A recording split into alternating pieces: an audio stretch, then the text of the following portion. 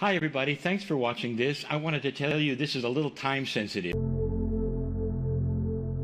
Hello everyone, welcome again to the Healing Wednesday Circle of 12. I'm Lee Carroll. And I'm Monica Morani. This is our once a month free program. It's always a good one. We appreciate our YouTube subscribers tuning in, our Healing Wednesday members tuning in, and all of those of you who are here for the first time.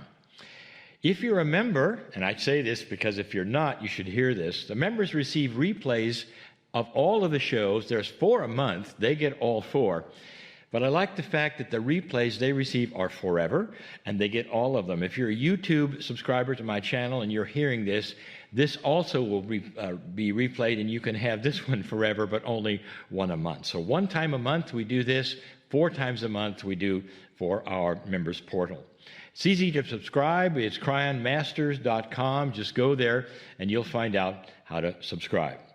We're streaming, and streaming often carries a little more weight, I would say, than a replay or a movie that you watch on Netflix. It takes a little more strength, and sometimes there are issues. We have had them, you have had them. And so if you have issues with your sound or with your picture or any of these things, just turn it off. We don't want you to be frustrated. Tune in later because there's replays, again, both on YouTube and also for the members. The members, you're going to get a replay in about 1.5 hours. So that's the way it works. The program is Monica and I. We're going to start with what you hear we're doing now, saying hello to you. And we're going to have some Q&A, questions from our members in the member portal. We're going to have a channeling from Kryon. Then we're going to have an interview, and this is a good one. They're always good ones, but we try to tell you, especially if we have something really special, and we do today. And then we have our Circle of 12 meditation. So you haven't said much. No, I think you've done a really good job explaining all those logistical things. Okay. And because we are answering questions from our members in the members portal, there is still a place where you can ask a question if you're not a member.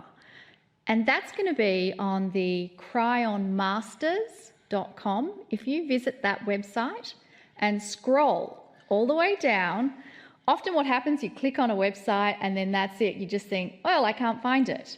You have to scroll down. So when you scroll down, it's very clear where you can submit a question for the Healing Wednesday program. Now, I have another idea. Lee has another idea. How about that? Well, things happen, and you probably don't even know it. And this, I'm talking to members. How many of you members have known that we've actually had a place where you can submit questions for some weeks now? We've been trying it out.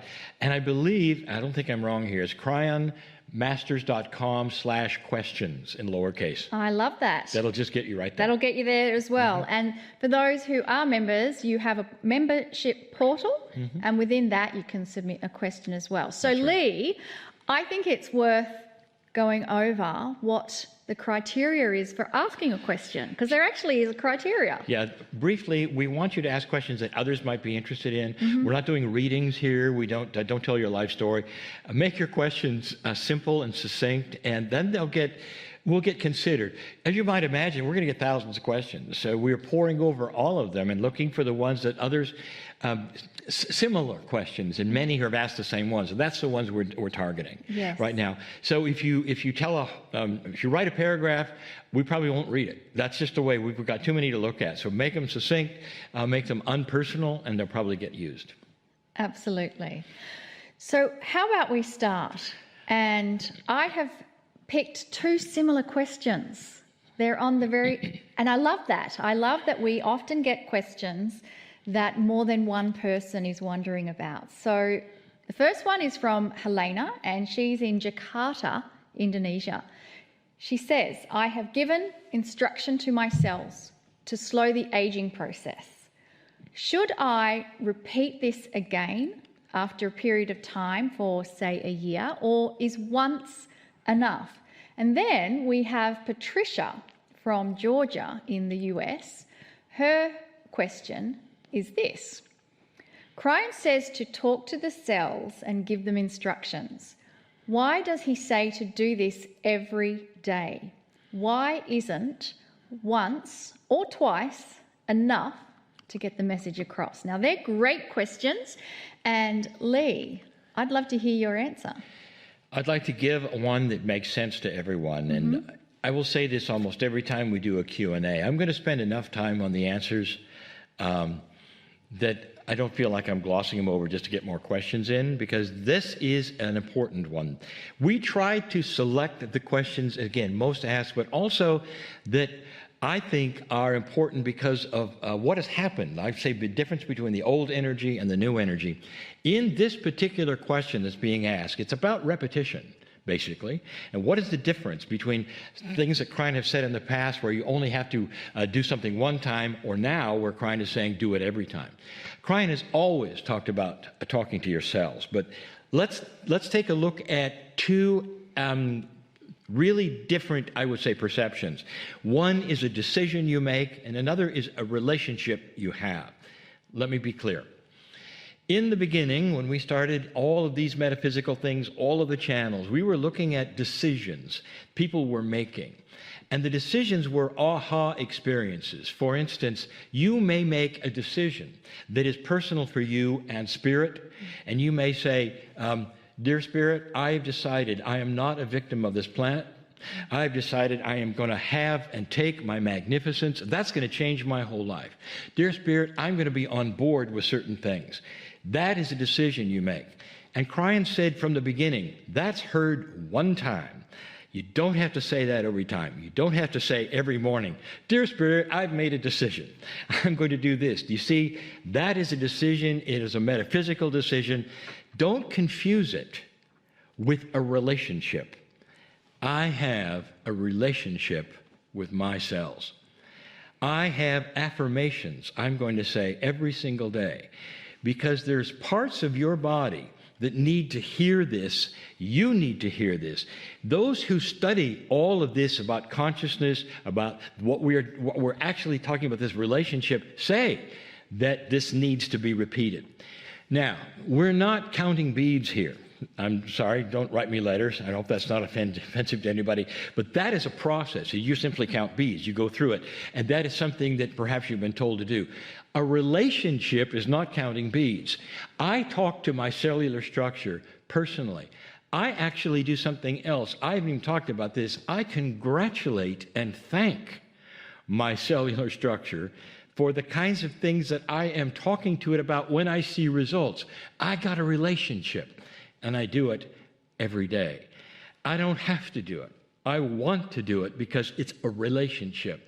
How many of you have really, I would say, understood that this is not something you're talking to a group of chemistry? You are talking to you, parts of you, with your consciousness. So there's an alliance. There is more than an alliance. There is a relationship. There's a great example, and I will tell you. And it goes like this.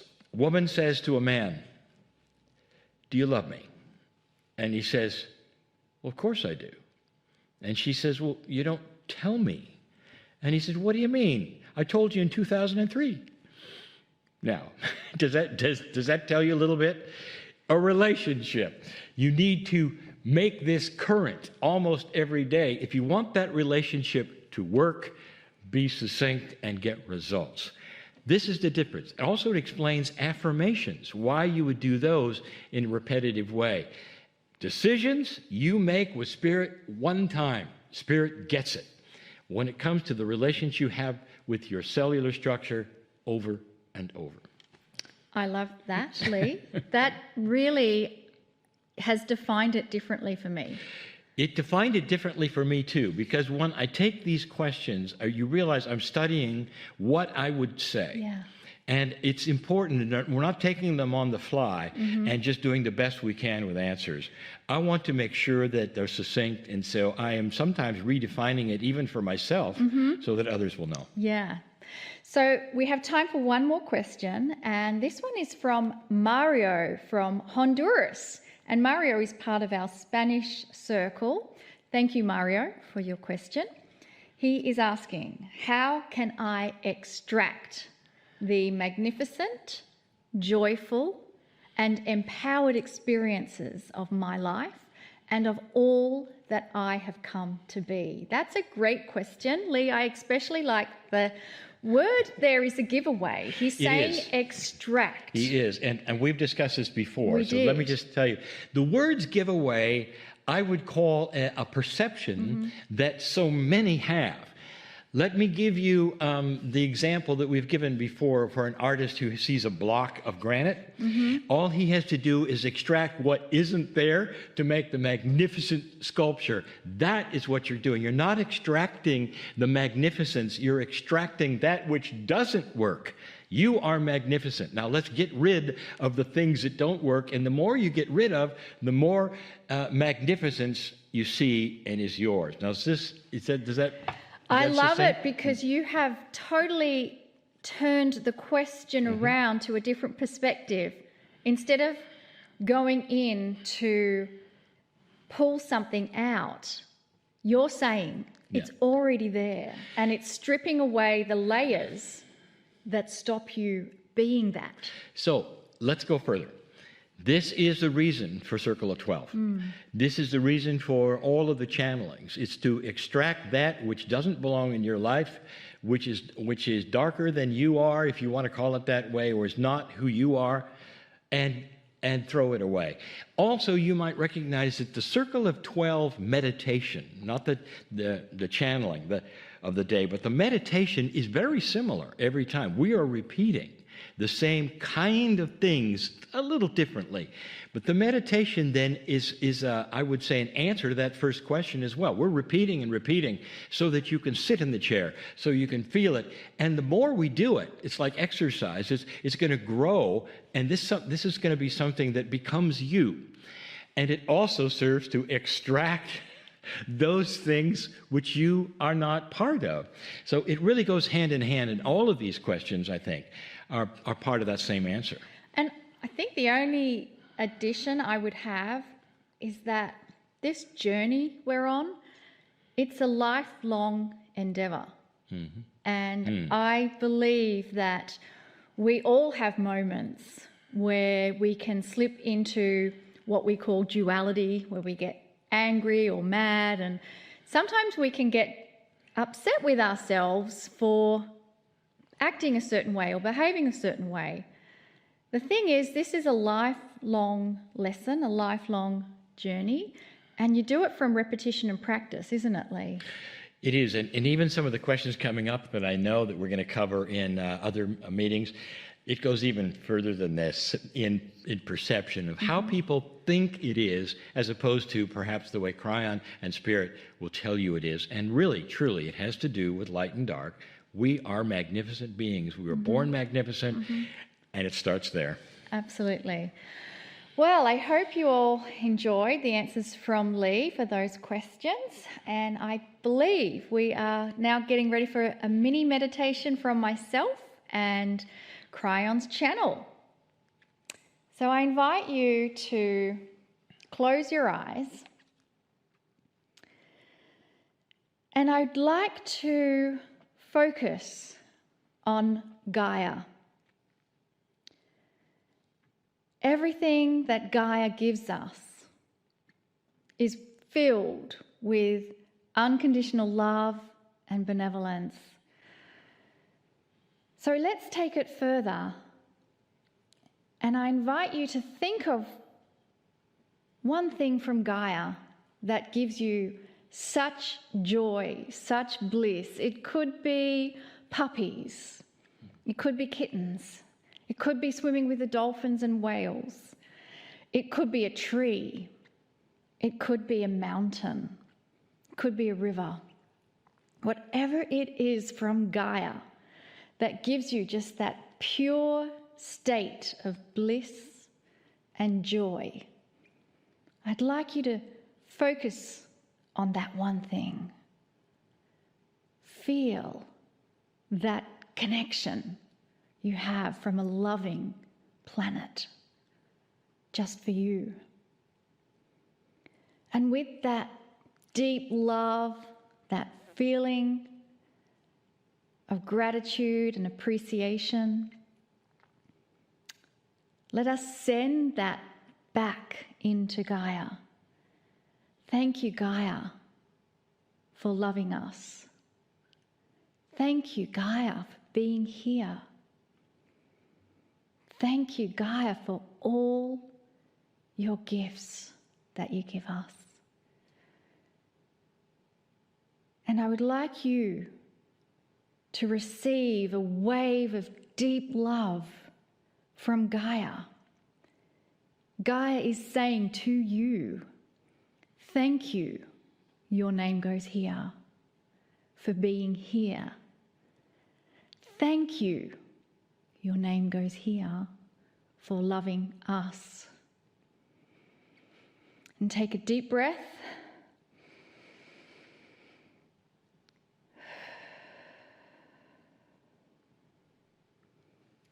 And allow yourself to soften and melt into the chair. Relax all your muscles in this deep state of appreciation and gratitude. Let us welcome the loving message from Kryon. Greetings, dear ones. I am Kryon of Magnetic Service. Again, we say to you, there is no mystery here. We know who is watching, who is listening, now, later, whenever it takes place. We know the ones who are listening only. We know the ones who are watching. And this is because there is a magnificent, multidimensional awareness of God. You know that. How can you have an energy that can hear 10 million prayers simultaneously and know each one? That is that multidimensionality of the creative source. You are part of that, and we have said this. And so this is a message for you. Sometimes we do a series of messages. We will be this month, 4 of them. And the messages this time will be the catalysts for healing. Not all of them, but 4. 4 major catalysts for healing. This channel and the other 3 about this subject will be and are free. This one that you hear now is free as we speak it to everyone. The other 3 later will be free in an audio version that you can hear, all of you. But let's talk about what this one is and where I'm going. This first one may not be obvious to you. A catalyst for healing is the power of your words. The first catalyst for healing is the power of your words. Let's start at the beginning. Your body operates through chemistry. Now, you might say, well, it does more than that. There's electricity involved. There's a nervous system involved. There are signals sent to do certain things, and there are. But if you take a look at how the body works, mostly it's through chemistry. And the interesting thing about this chemistry is there's far more of it than you ever would realize. Doctors, they go through many, many years of the study of the human body. And part of that is the study of the chemistry. I want you to ask them something that they receive in the way of knowledge almost in their first year. One of the questions might be on a test, how many chemical reactions does it take to move your arm after your brain says an electrical signal, move your arm? And the answer is far more than you can ever know or even memorize. And it happens almost instantly. It's not through electricity, it's through chemistry. One chemical does something, another chemical reacts, it does something, another chemical reacts, it does something. That's just to move your arm. How many chemicals would it take and the reactions thereof for full digestion. Think about it. From the time it goes into your body to the time it comes out in a different form. What do you think is involved there? And you will say, well, a lot is involved, and I really don't know much about it. You don't. You're not designed to, because these things happen seemingly without any thought.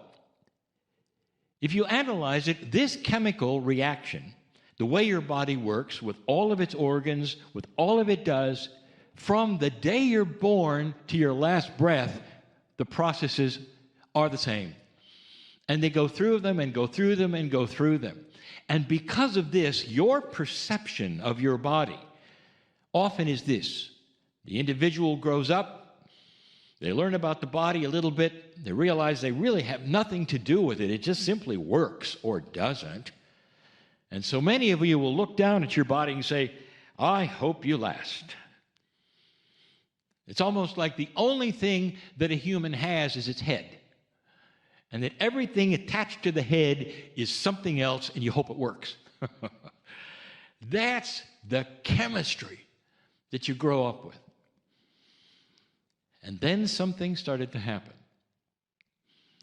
There was acknowledgement years and years ago that the chemistry that I am talking about can actually be affected in a positive way by how you think. And that's when you started to hear the phrases, you can think yourself to health.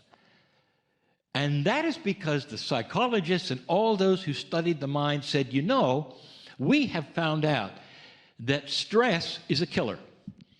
And the reasons it's a killer is it changes the chemistry. And the chemistry is then out of balance. And the things that you depend upon, the digestion, the reproduction, everything else that seemed to be automatic, seems to be affected by how you think. Fear, stress, all of those things seem to age you more as well. And they started doing studies of those occupations that were extremely stressful, and they saw that the lifespan was shorter. Then they got it. The chemistry of your body doesn't simply work by itself. Oh, it will, but you can affect it. Then the second phase of that came along when they discovered that consciousness is energy. And they started to understand in some circles that you could actually then talk to your body, talk to the chemistry as the boss of your body. And the experiments showed this, and you could talk to those who have studied it and those who are working with it, who talk about the chemistry of synapse of your brain. And they can measure it and see it with the instruments today of how you would then create peace for yourself or coherence for yourself, and the whole body relaxes and the chemistry starts to change. Then they realized you can live longer if you talk to yourselves. It's a premise that so many don't understand. They still look down at their body and just hope it works. I have a parable for you. Woe is a sailor. This is a parable. Remember, parables are not reality. They mean something else. Woe is a sailor, and he's been in a ship as long as he can remember, and he's below decks. Woe does his best with the rest of the crew to take care of that part of the ship that he can take care of. He feeds that which is his cellular structure. He finds food, he cooks, he does whatever. He does the housekeeping of his life and all of that below decks, and that's his job. And he's done it for years. And he can feel the ship beneath him rock, and sometimes it creaks and groans, and sometimes it doesn't, but that's his job. He's a good sailor, and he's been on the sea a long, long time. This is a parable. One day, he realizes the ship feels different. Something's happening. It's not quite a storm, but there's something going on. And he thinks to himself, the captain is going to take care of this. He always does. The ship seems to be fine all the time. So captain will be there to take care of it, and then the ship starts to talk to Woe. It startled him. Of course it startled him. But he really understands the ship is talking to Woe, and it's saying, Woe, get above decks. And he says, I've never been there, ship. I've never had you talk to me, ship. And the ship says, we're in trouble now. It's time for you to go above decks. And Woe has a decision right now to think he's crazy and say, no, I'm going to do everything I've always done, just like I always have done it. That's what I know. That's what it's going to be. And so I'm imagining the ship is talking to me. Ship, go away. I don't want to know. I don't want to hear voices. I just want to take care of business. But there's part of Woe that says, it makes sense. Maybe I should go above decks. Maybe I should for the first time. Even the ladder to get above decks hasn't really been available to Woe, but there it is now, because he made the decision to go above decks. The ladder appears, the hatch is there. He's timid with this because he doesn't know what to expect. He's always going to meet the captain. He goes up the ladder and raises the hatch, and he sees for the first time the open sea.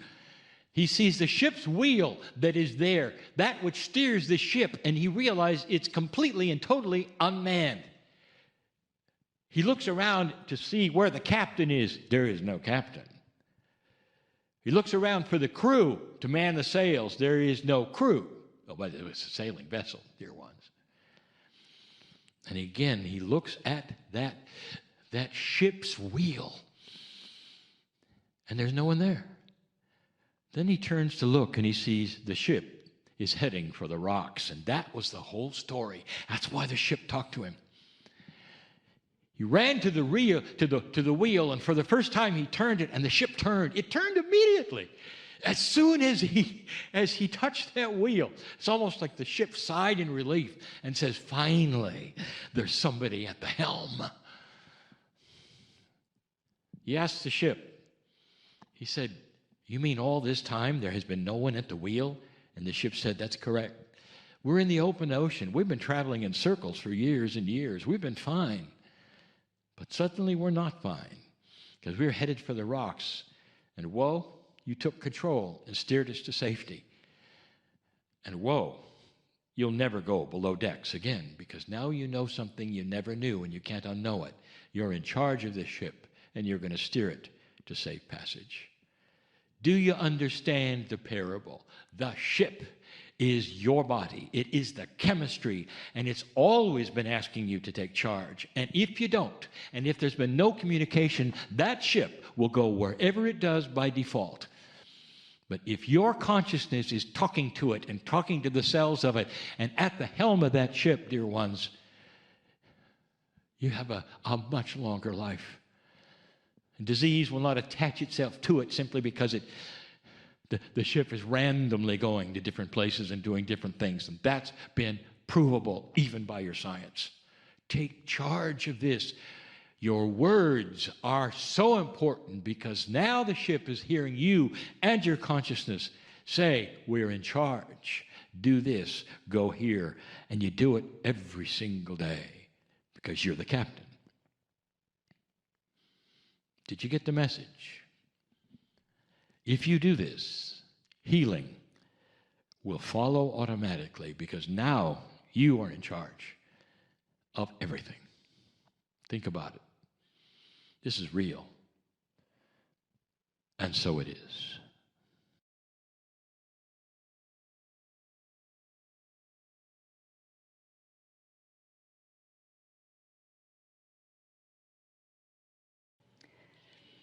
And just take a moment to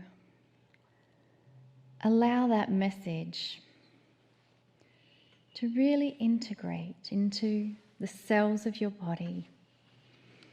Perhaps even place your hands on your heart. And this is a good time to remind ourselves that your words truly are your wand. I love the reminders we receive from the wisdom of Kryon to be circumspect of the words you choose for yourself, for others, your body. And take a deep breath. Relax your hands, And Lee, again, thank you for those beautiful reminders to us. Sometimes those messages have the same theme, but they're presented in a different way. Often they feel like a review, and yet they're new at the same time, just as you say. Yeah. So now that our audience is fully present in the body and fully present in the room, we are really excited and delighted that we have joining us Dr. Sue Morter today. And Dr. Sue, are you there? I am here, yes, indeed. Wonderful. Well, if you have not heard of Dr. Sue, you are going to be in for an absolute surprise and treat. So we want to share with you a little bit of her background. We try to make these bios short, and yet sometimes it's very difficult because there's just so much to report. I want to get to her, but just to say she is an international speaker, just putting it mildly, master of bioenergetic medicine and quantum field visionary. She utilizes the embodiment of high-frequency energy patterns to activate full human potential. Now, those are a lot of big words and all. She's going to explain what that all means. She speaks worldwide on the topics of user-friendly quantum science. I love her already because this has got to be a bridge. She is. In bioenergetics, natural healing, human potential.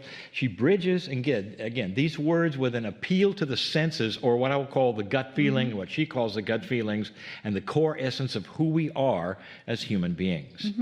Now, according to USA Today, she is the #1 best-selling LA Times author and the #1 Amazon best-selling author of the book, The Energy Codes, 7-step system to awaken your spirit, heal your body, and live your best life. She's the founder and creator of the globally taught coursework, The Energy Codes. Of course, this is the biggie. Multi-level body of work on personal and spiritual development. She also created Body Awake RYT 200 certified yoga program, and something that we have heard before even from some of our other healers, and that's the BEST, bioenergetic synchronization technique. Dr. Sue was recently recognised for her outstanding achievements as an honoured member of the Transformational Leadership Council, and in addition to founding Morter Health Centre in 1987, she's the founder and visionary of the Morter Institute for Bioenergetics, which is an organisation committed to teaching individuals self-healing techniques. I love all of that, Lee. Yeah. She's been doing this longer than you've been doing Kryon. She's been travelling the globe at the same pace as what we were with Kryon, and all of that stopped a year ago, and she's completely gone online, which makes her even more accessible to even more people. So, Sue, tell us all about your journey. Oh, thank you so much for having me. Thank you so much for what you are doing in the world to awaken individuals to the truth of who we are and what is going on here and how we might better implement and integrate those things. It is my great joy to contribute to that conversation in my way. About 20 years ago, I had an opening, an awakening in my own consciousness that was the byproduct of sitting down and trying to learn to meditate. Now, the moment that I started trying to learn to meditate, I began having tremendous transcendental and transformational experiences.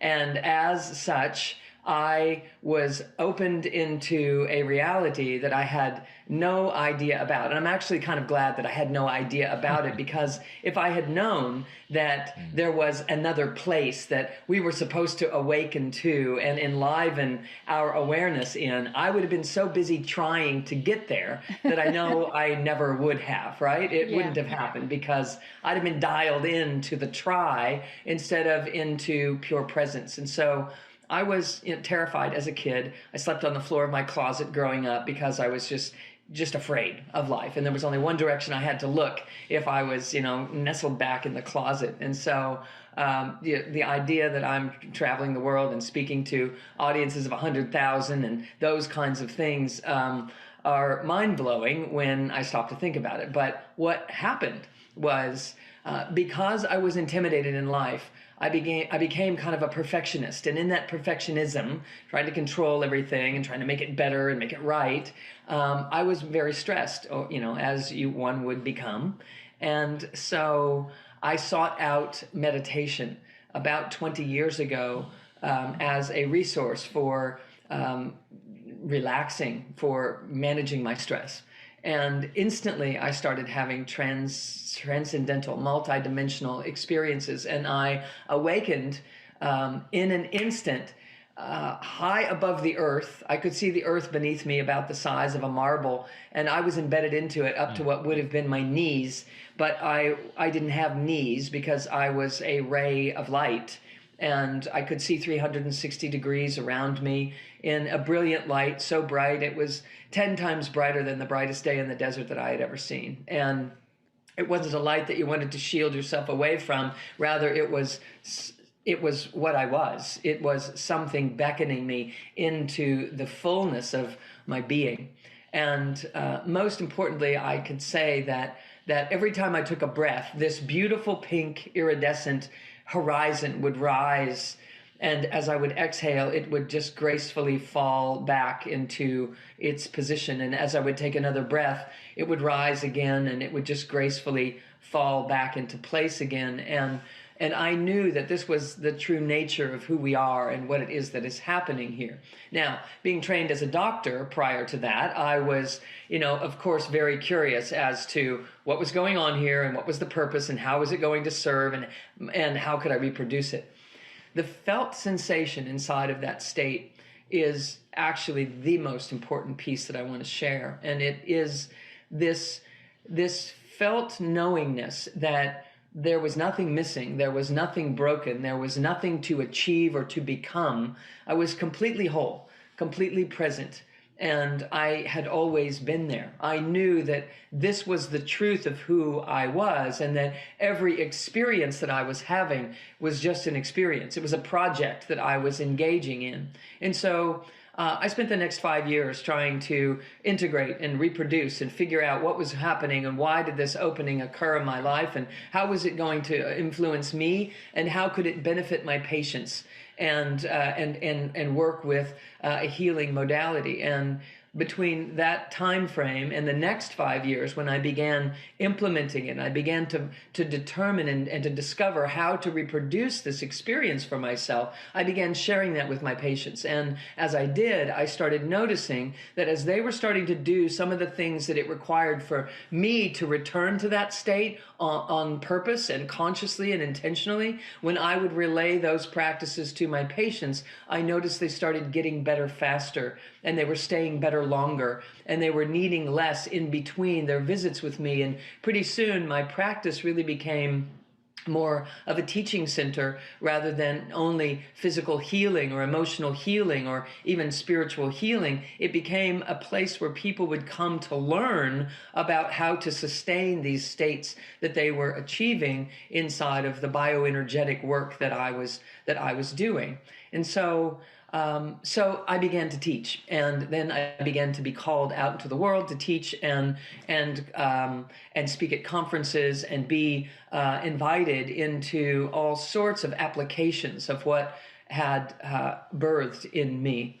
Now, what I know is this thing that birthed in me is in every one of us, and that's what I travel the world and teach now, is how to awaken to the true essential self, rather than being anchored as and identified as the protective personality, the false self, which is the ego. But I have a tendency not to call it the ego because nobody wants to have an ego. And but when I call it the protective personality, people don't seem to mind having a protective personality. It's like, what could I do? I had no choice. I had to develop these ways of surviving in life. And as I did, I generated this false version of myself that isn't really as full and whole and complete as it could be. Now, I do want to say that only the ego doesn't want to have an ego, so that might be something to think about if it would dawn upon us that's something that we want to kind of release or get rid of.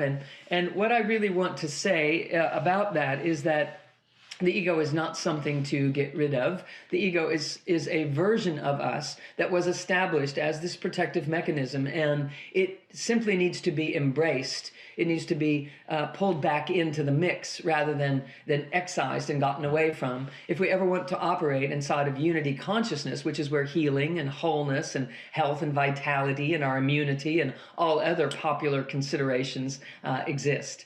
It is in the merging back together of all of our parts. I basically describe it like this. When we land here, we sort of splat and we disperse. And in that dispersal, our mind goes one way, our body goes another, our breath goes yet another way. And in the course of our lives, we feel dispersed. And in the midst of that, we develop a way of being. We become attached to the mind because that's the faculty of us that will allow us to make decisions, to protect ourselves, to do all the things that are necessary to feel like we fit in, to feel safe and complete. However, we will never be complete as long as we are identified as the mind. And so basically what I'm doing is teaching people how to peel themselves off of the mind and discover the real version of who we are that has a mind that is supposed to be serving us. So rather than the mind controlling everything that we do with its limiting beliefs and its ideas of how we're supposed to operate, this is a process of unattaching from the mind, putting the mind in its rightful place to serve the soul, and learning to identify as the soulful self instead. So how that translates in life is we end up working underneath the story of our lives, underneath the layer of our being that is the believing machine. You know, we've been focusing a lot in the last several decades on how to identify our limiting beliefs and recognize that it is those limiting beliefs that keep us from achieving or accomplishing or experiencing, the life that we would love to be experiencing. And so then we try to turn those limiting beliefs into more positive, affirming beliefs. And at the end of the day, that actually leaves us still identified as a believing machine, only now having better beliefs that will build a bigger box for us, but nonetheless, it's still sort of a box. So what we want to do is to realize that there's a version of us that existed far before beliefs began to be established in our existence, that we are eternal beings, that we are actually the pure energy of energy medicine. We are the pure energy of the quantum field. We are what spirituality would call spirit, and quantum science would call that misty essence, that liquid aqueous solution that the universe is made of. We are both. And so as we bridge science and spirituality, we begin to realize that those two languages are actually saying the same thing with different words. And so when we recognize that we are the spiritual essence that is coming into form and expressing through this body out into the physical dimension, we could also say that we are the unified field that has compressed itself into physical form, because we know that all physical form is compressed energy. In fact, everything is only energy. Now, the spiritual world would say everything is God, everything is spirit, everything is heaven on earth if we allow it to be. And the scientific world is now saying, turns out that's true. Quantum science is bridging the worlds between science and spirituality in such a beautiful way. And so as we have compressed ourselves into physical form, we actually literally are the universe. In the work that I'm teaching people, I'm showing them that the stories of every ancient tradition are actually reflections of the human physiology, that every spiritual tradition and every deity that is named in Eastern cultures are actually referring to parts of our brain and parts of our systematic way of living as we've compressed ourselves into an energetic system that is what we call this human form. So when it comes to healing or accomplishing something that we would love to experience in this world, it's a byproduct. The manifestation of that is a byproduct of us being able to masterfully manage this energy and do so in a felt manner, meaning we're not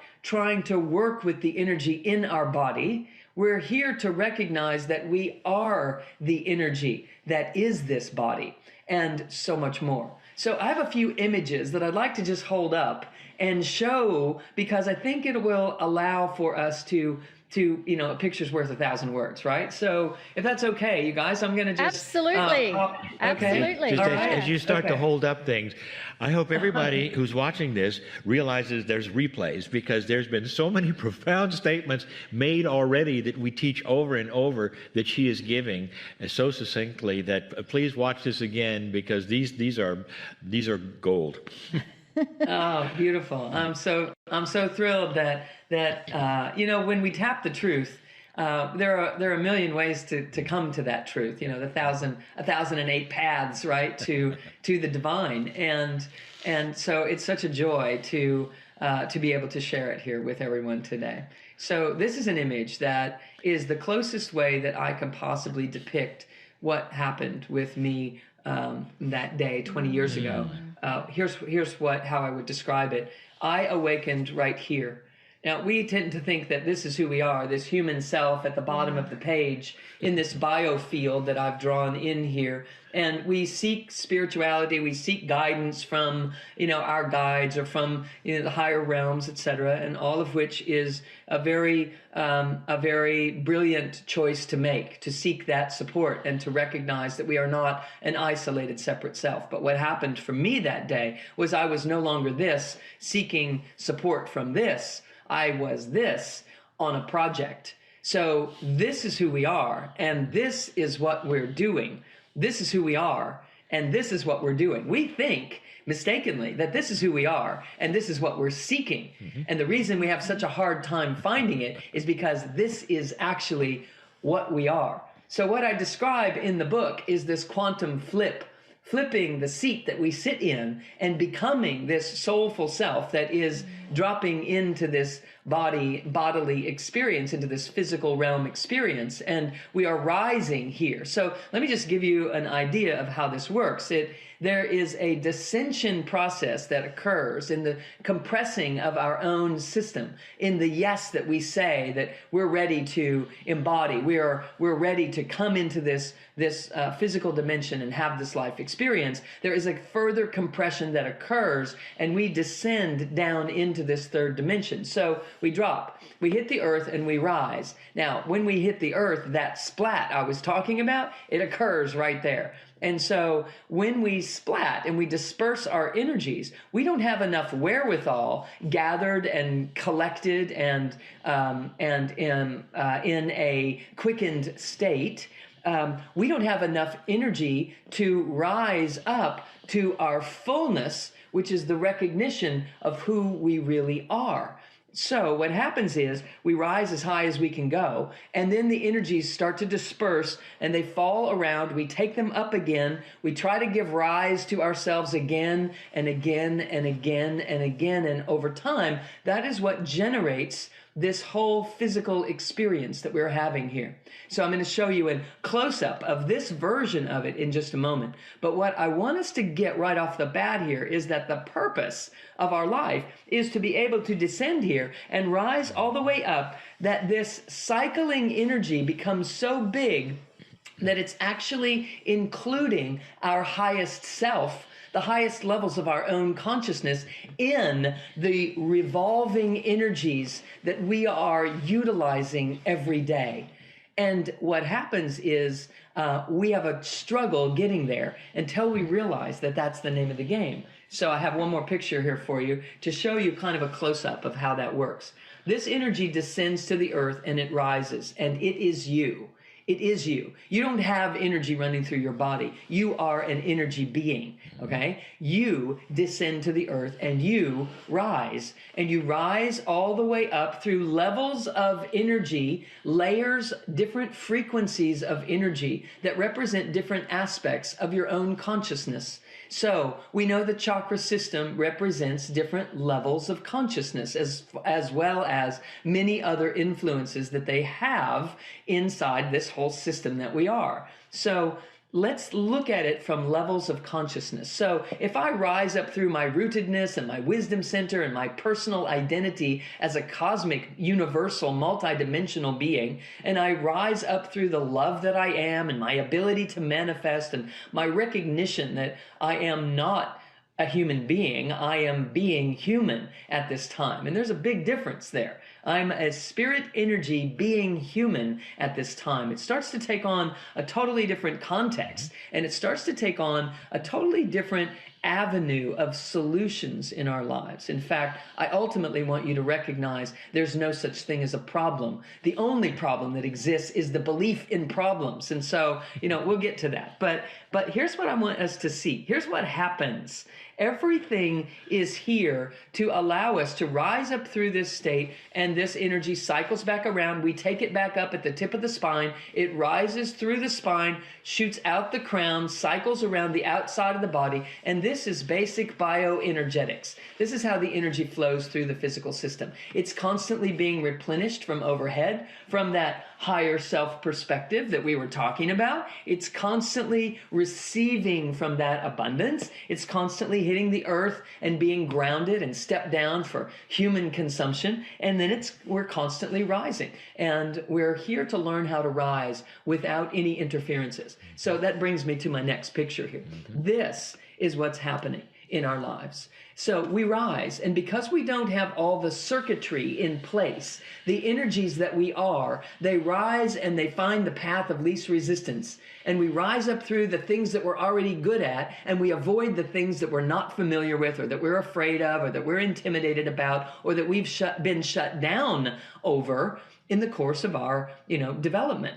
So in this, there are parts of my knowing that this is my gig, that this life experience is mine. It's not a world I'm supposed to be fitting into. It's my world that I'm creating. And if we don't know that and own it, then we circumvent that and we just try to fit in and we just try to do the best we can. And then as we cycle around through the next area, we don't tap our own personal wisdom. We look to our minds to look outwardly and figure out who knows what and how should I follow what they know or improve upon it or what have you, based upon an externalization of our power.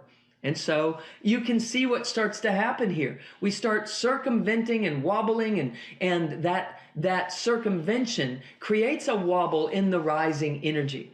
And that wobble creates a distortion in the energy field. So now this individual is standing here inside of a field looking out through a distortion.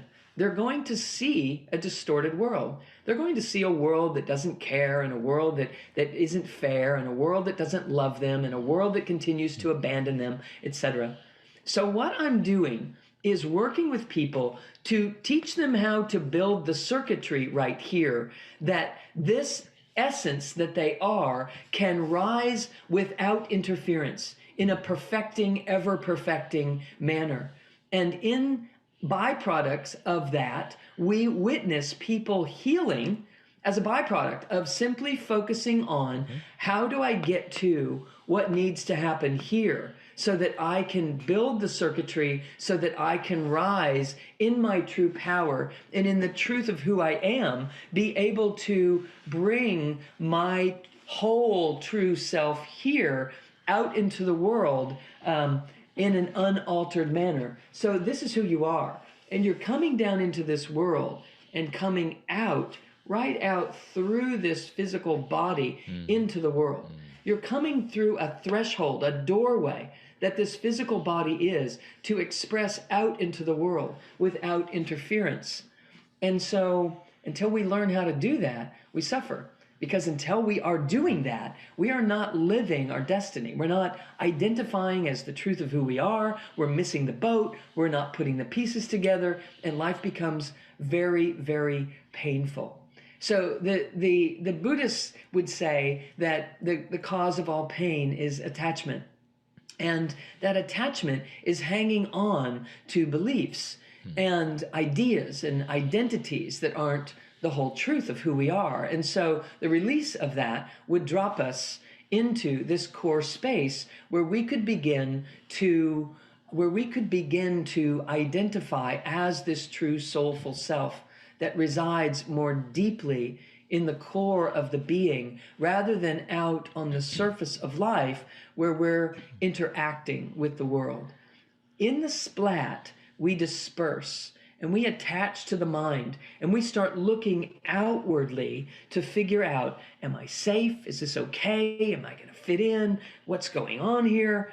And we become externally oriented. Our circuits are put in place to perceive the outer world much more so than to perceive the inner world. However, that is a user issue. It's not by design.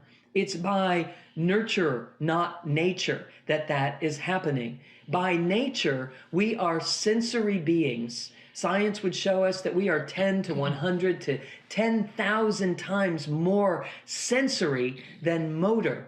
How that translates is, it is more important that you perceive the truth of who you are and what is happening here than anything that you do. The motor nervous system is about the doing. The sensory nervous system is about the perceiving. So I'm teaching people how to perceive a greater version of who they are. I'm just going to say, You've hit on so many of the points that we teach over and over and over. And she's given the visuals of what Kryon's always trying to teach us. Can I just say, because I want you to start listening where they can see more here, but just folks, if you're listening and you haven't got it yet, healing is a byproduct of discovering your magnificence. You got that? And so you arrive magnificent, and she's saying, and we split out. This is exactly what we've talked about. We're now collecting energy to find our magnificence. That's what the Circle of 12 is all about. That's what's going across the bridge is all about. And in the process, healing is a byproduct. It's one of the most profound things I can say. This is what she's teaching, and if you want to know more, Sue, how are they going to find out? Oh, well, they're going to find, they can find so much. We have so many online courses, etc. at drsuemorter.com. It's DRSUEMORTER.com. I have online coursework, and if and when we get to gather again in groups, I do in-person workshops all across the world. I go to sacred sites and take people to sacred sites and do all kinds of meditative practices and those types of things as well, all as an attempt to enliven the memory of the truth of who we are, to reactivate that memory. I also teach yoga called Body Awake Yoga, and the purpose of that is to anchor the consciousness back in the core of the body, rather than being out here on this dispersed outer layer of who we are and trying to navigate life. When we begin to find this deep core center and anchor ourselves here, we have a real opportunity to sense and feel and perceive. But if we're not living in the body, it's very challenging to feel what the body is trying to relay to the mind. Here's the order of how it works. The soulful essence, this true self, speaks to the body, and the body speaks to the mind, and the mind doesn't listen. It's busy writing stories. Right? I'm just like, I'm out of here. Sounds like some of our worst ex-relationship partners, right? They just don't listen. Right. It's busy deciding, what went wrong and what did they do wrong, and how can I avoid people like that in the future, and all the things that we've defaulted into doing for survival purposes. There is so much here, Dr. Sue. Yes. Thank you. I can just tell why people love your work so much. If you are one of these who say, wow, there's just so much here. Again, I want you to play it again and hear it again. All of you can. Also, there are books about it. And Dr. Sue, we're out of time. Oh, my God. Believe it or not. That's crazy. And this has been remarkable. Thank you again for being with us. And I almost hate to say goodbye at this moment, because I feel like we've opened the door. Yes. To some really marvelous work, and again, I'm bowled over by something I didn't realize that was there, and that is all of this body of work that you have. Well, the most rewarding part of it is I came out of physical medicine, and so I'm all about getting results. Like, how do we take these concepts and do something with them? And so the body of work that I'm teaching people is literally how to build those circuits, how to anchor in the body and build the circuitry, Because when we have a reaction to someone, or when we have our buttons pushed or our triggers tripped, there's a reason for it. It's because that energy is hitting those areas where we don't have the circuits, and it's trying to go around them. That's We right. literally can feel that in the body when it's happening. We get a knot in our stomach, or a lump in our chest, or knot in our throat, or whatever, and it's all a byproduct of the body trying to tell the mind, "Hey, you're not operating in here the way that you could be, in the way that you should be. And if you would be, we would be feeling differently and responding differently out in the world." So it's my greatest joy. Well, thank you so much, Sue. It's been an absolute pleasure and delight, and I really look forward to seeing you again. I'm sure I can feel that happening. Right. I would love that. Yeah. Yes. So Absolutely. we are out of time, and we're going to take a 10-minute break, and we'll see you again very soon for the Circle of 12. Welcome back from the break. Hope you enjoyed that last section. Lee and I, we were talking in the break how delighted we are to be having healers come on this show that are really bridging between science and spirituality. It's true. Yeah, absolutely. So, any other thoughts, Lee? Only I'm so delighted when we have these guests who are so powerful and have done so much. And I'll just tell again, I tell the folks, some of these wonderful healers and these processes I have not been aware of at all. And this is I'll get my first exposure at the same time you do in these interviews, and I still catch my breath and go, "Whoa!" And that I didn't know that was going on. Absolutely. Yeah. And I just love how our community is just getting richer, I think. Richer and expanding, and I love it. So, Lee, I think it's about time we move into a meditation. Let's do it. And do the Circle of 12. So, as we prepare for the Circle of 12, let us begin by honouring our journey that has brought us to this exact moment. Take a moment by honouring and giving thanks to your ancestors and to those that you have loved and lost. I invite you to feel them here with you now, celebrating your magnificence. Your soul is eternal, and it exists everywhere and nowhere at the same time.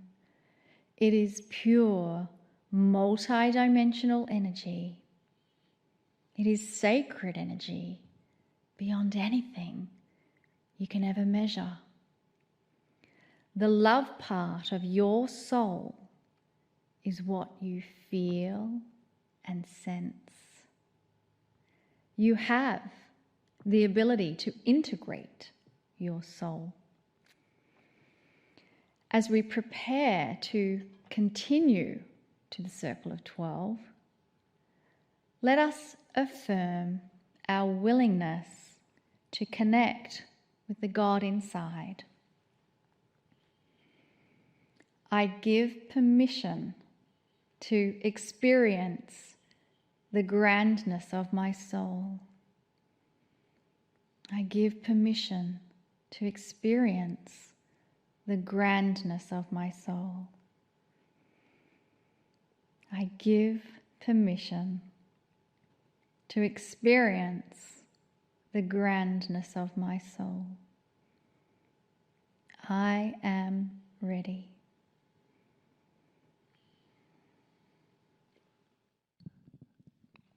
Greetings, dear ones. I am Kryon. I invite you to come closer. This invitation to come closer is the perceptual crux or focus of the Circle of 12. These meditations are about an integration of all that you think you are, to become closer with those things you don't even think exist, to open a door that you didn't even know was a door. Multidimensional things are like that, and we say this so often.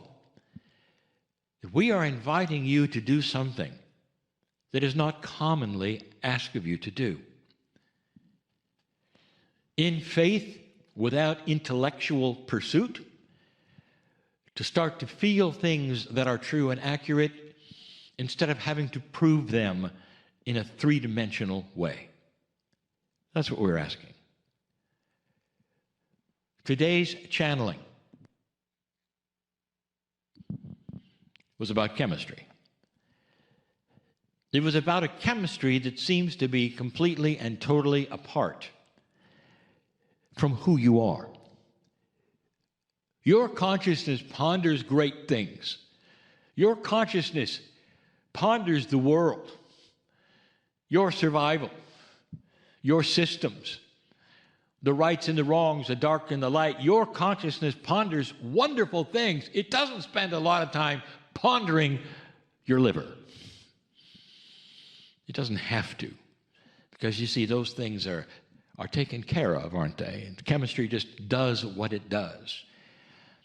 And if you were paying attention to the channeling that came earlier, you're realizing that perhaps you ought to think about a perceptual change where you start pondering the chemistry of your body. Here's where it gets good. Research has shown that these very molecules of the chemicals that make up your body surprisingly have a multidimensional aspect. Indeed, they have been shown through some experiments of the quantum biologists that they're more than 4D and 3D, that there really truly is an aspect of multidimensionality. And that means that your consciousness, which is also multidimensional, can shake hands with your chemistry in a way you didn't think was possible. We have told you to talk to your cells, now you know why. It's more than talking, dear ones. It's consciousness, loving your cells enough to say, I love you. I'm going to say it today and tomorrow. Congratulations for being with me. Now, let's move life together. Count every other day in your body clock so we're going to last longer. Dear cells, we're going to be out of stress. I'm going to do everything I can to support that which is my liver, which is anything else, which is my foot, which is my knee. All those things which belong to you are made up of pieces and parts of the chemistry. All of them have a multidimensional aspect. Welcome to the Circle of 12, a place where we ponder things which are multidimensional. A time when we're going to, in a moment, cross a bridge, figuratively, into a multidimensional land, figuratively, where you will start to choose to awaken or not to another kind of a concept. Is it possible for you to touch your soul? Are you allowed to touch your soul? This is not on, I would say, any kind of doctrine of any belief system in the planet. The doctrine is more of history and rules, is it not? It tells you the shoulds, the do's and the don'ts, and they don't talk much about touching your soul. But that is what this is about, and it's not a doctrine. It's an experience. It's a belief. Yes or no? Is it possible that this particular energy that's been developed since 2012 is different? Is it possible that humans are now able to and invited to cross a dimensional bridge that will put you then in touch with that which has seemingly in the past been untouchable? The essence of your very soul. You're taught from many who are spiritual leaders, perhaps, that is not what you're supposed to do. In fact, that's too little too sacred. They'll say, well, your soul is given by God and your human body is where you're living. And then when you stop living and you take your last breath, you'll be with your soul again. Almost like it's completely and total apart from you. Now we're telling you it never has been. You walk around with your soul. That Merkaba, that huge energy which is yours, has always been yours. It just hasn't necessarily been something you think much about because you've always been told it's separate. It doesn't talk to you much, does it? Unless you talk to it first. Another premise of Kryon. Your soul, all those things, all that multidimensionality, all the profound love of Spirit sits there loving you. And you have free choice to see it or not. But when you do, and when you start to touch that door and knock on it and take that hand, things start to change because Spirit goes, she's looking, he's looking, let's go. Waiting for you to decide whether it's real or it's not real. That's what's going on. When you start talking to the chemistry of your body, it's the same. You're going to get a reaction. This is not an esoteric promise. This is chemistry. Dear ones, those who have done this and have been successful at it are evangelical in this because they know it works. And if they could face off with you, they'd say, it works, and we didn't believe it until we did it. And when we started communicating with our body on a regular basis, things started changing. We could feel it. And then they'll tell you something else. That their perception changed when they got results. And now they know something that they didn't know before. They got an awareness of what they could do, that there was more out there. And the premise, again, of Kryon, you can't unknow anything. There's no delete key in your brain that will erase an experience you had. And if you've had an experience that leads you to this multidimensional point, you can't undo it. Oh, you can deny it. Then you're in denial. But you can't unlearn it. And so that's why when you have it and you realize it and it starts to happen and there's an experience, you relax into it and go, I know what I know. This has worked for me. There is so much more I didn't know. And you'll say, thank you, Spirit, for turning on the light, that I might see these things in a different way, There's a bridge before you that I invite you to cross with me. It's always there. This circle of 12 is a meditation. We always do the same thing. It's a little different, like any meditation is a little different. There are different words, there's different awarenesses. A little different than a channeling, where there's always new information and there's things to do and places to go and teaching. And this is not that. This is an experiential meditation. The circle of 12 that I lead you to. I know what's possible here. When you get to the other side of that bridge, I know what's possible.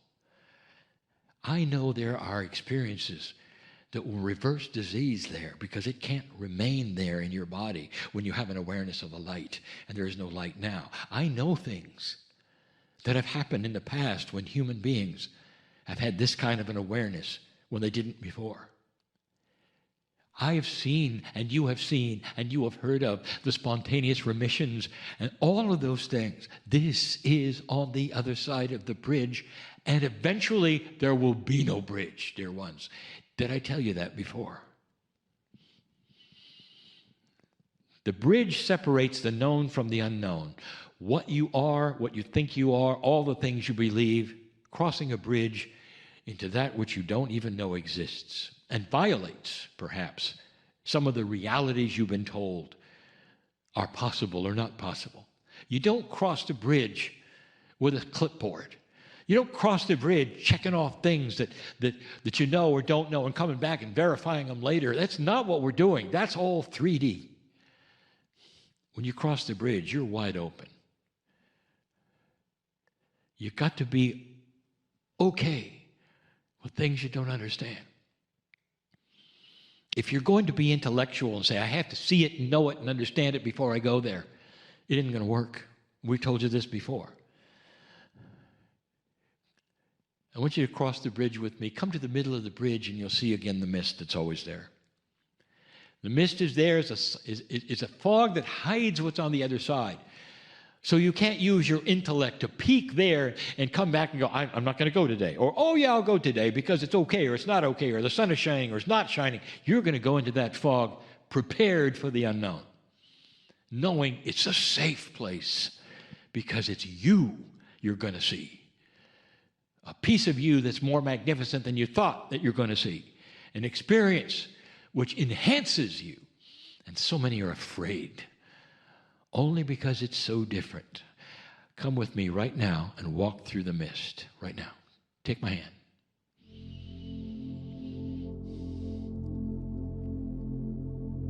On the other side of this bridge, there's anything you want. Multidimensionality is that way. Don't be shocked or surprised if you don't understand everything I'm going to tell you. I speak in metaphors. I always will. Almost all spirituality is given to you in metaphors, in quatrains, in verses that mean something else. This means something else. We're going to go into a hall where there's a theater. You're going to pass through a door, which some of you think is a portal. It really is the entrance to the unknown.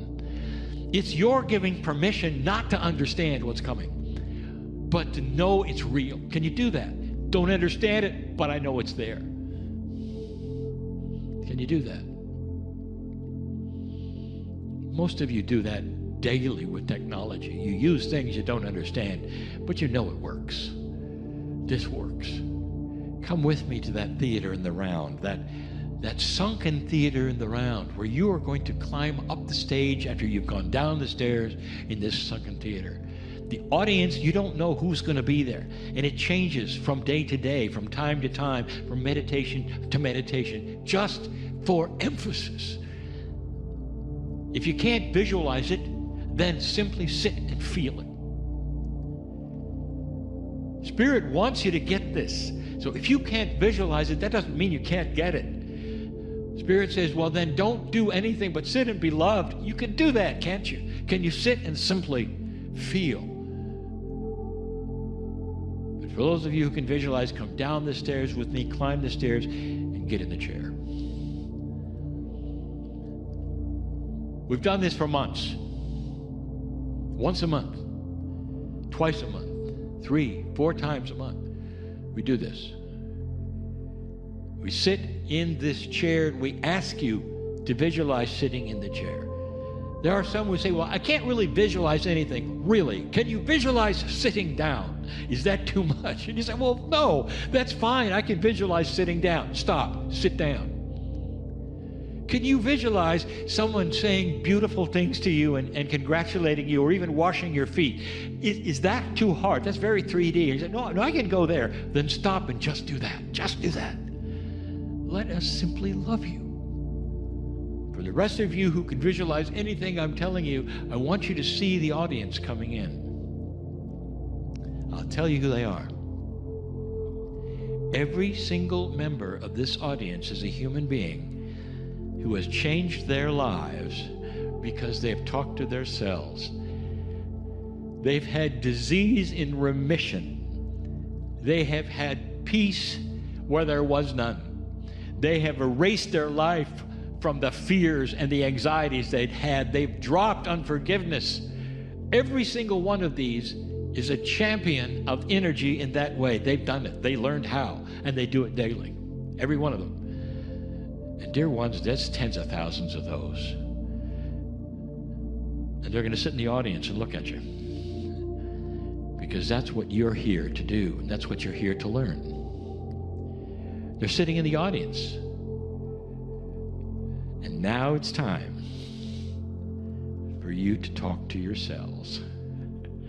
What are you going to say? Once you start like this, dear cellular structure, dear chemistry, I'm here finally to take the wheel of the ship. I'm here and I understand that this is now possible. Please join me. Thank you, cellular structure, for the love that we have for one another. This is the beginning of our relationship for the rest of my life. And if you think, well, this is really hard, Kryon, I can't talk to a molecule, I'll tell you that that audience is now going to support you, and they're going to start yelling suggestions. They're going to start writing things on pieces of paper, throwing them off on the stage because they know it's possible, and they are in love with you because you are endeavoring to do what they have done. Every one of them has done this, and they're there to help you. Some of them may even come up on stage and start talking to you. Why don't you try this? Why don't you do this? Why don't you hold our hands? I got a process. I got something else. They'll say, I had trouble for a while, but now I'm fine. That's who the audience is. You got support. You think it's crazy, you think it's impossible, you got support. There's validity, there's others who have done it. They're here to help you. This is the beginning of something beautiful. Sit, just sit, and experience them showing you how to discover your own magnificence and extend your life, chase away all the things that don't belong in your magnificence. Stay. Stay. And so it is.